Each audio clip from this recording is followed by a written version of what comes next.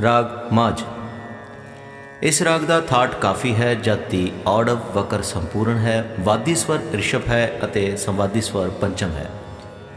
इस राग विच दोवें निषाद अते दोवें गंधार लगते हैं।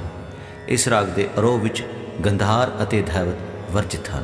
इस राग का समा रात का पहला पहर है। आरोह सा रे मा पा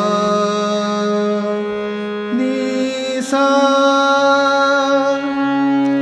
अवरोह सा नी ध प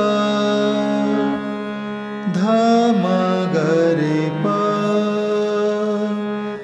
ग रे ग स रे नी सा।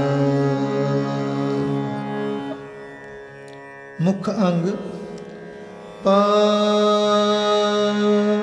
ध म ग म रे प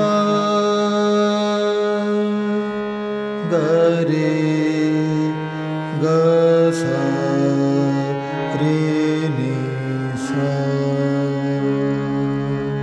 प प प प प प ध ध म ग म रे प प प ग रे रे नी नी नी सा सा सा। अंतरा मा मा प नी नी नी सा सा नी सा सा सा रे रे सा नी ध